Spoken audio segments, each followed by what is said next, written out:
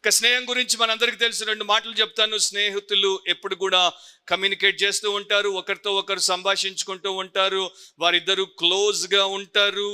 Bible చెప్తోంది, సహోదరుడి కన్నా హత్తి ఉండేటువంటి స్నేహితుడు మనకొకడు ఉన్నాడు. అంటే మన ఓన్ బ్రదర్ కన్నా ఎక్కువగా మనతో స్టిక్ అయి కంటిన్యూగా ఉండేటువంటి ఫ్రెండ్ మనకున్నాడు.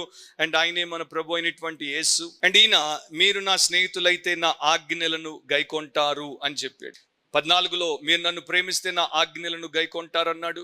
15లో మీరు నా స్నేహితులైతే నా ఆజ్ఞలను గైకొంటారు. సో ఇక్కడ 2 మాటలు నేను చెప్తాను. Obedience is of 2 kinds. విధేయత అనేది 2 రకాలుగా ఉంటుంది. ఒకటి నెగటివ్, రెండవది పాజిటివ్. అంటే ఒకటి చెయ్యకూడదు అనేది, రెండవది చెయ్యాలి అనేది. దాంట్లోనికి వెళ్ళక మునుపు యేసు కోరినటువంటి విధేయత ఎలాంటిది? మొదటిదిగా జెన్యున్ ఒబీడియన్స్. జెన్యున్ ఒబీడియన్స్ అంటే నిజమైనటువంటి, యథార్థమైనటువంటి, స్వచ్ఛమైనటువంటి విధేయతను ఆయన తన స్నేహితుల దగ్గర కోరుకుంటున్నాడు. స్నేహితుల మధ్యలో అరమరికలు ఉండవు, స్నేహితుల మధ్యలో దాపరికాలు ఉండవు, స్నేహితుల మధ్యలో మోసాలు ఉండవు, స్నేహితుల మధ్యలో కుట్రలు ఉండవు. అలాంటివి ఉంటే అది స్నేహమే కాదు. సో మీరు నా స్నేహితులైతే నా ఆజ్ఞలను గైకొంటారు, విధేయత చూపుతారు అన్నప్పుడు ఆయన అంటున్నాడు, నా యొక్క నిజమైనటువంటి స్నేహితుడిగా, యథార్థంగా, స్వచ్ఛంగా నా మాట వినడానికి మీరు ఎప్పుడు ప్రయత్నం చేస్తారు. ఒక ట్రూ బిలీవర్ ఎస్కేపిస్ట్ గా ఉండడు. ఒక ట్రూ బిలీవర్ ఆల్వేస్ దేవుడి మాట వినడానికి ఈగర్ గా ఉంటాడు.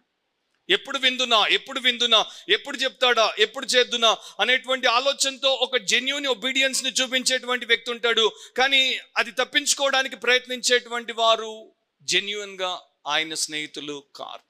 ఇప్పుడు మీరు ఇక్కడ ఏదైనా తీసుకోండి, ఏ అంశమునైనా తీసుకోండి, బైబిల్లో దేవుడు పేర్కొన్నటువంటి లేక ప్రస్తావించినటువంటి ఏ అంశమునైనా తీసుకోండి, దాని అంతట్లో మనం ఆయనకు జెన్యూన్ గా ఒబే చేసి ఆయన స్నేహితులమని నిరూపించుకుంటున్నామా? చాలాసార్లు అది మనం చెయ్యం.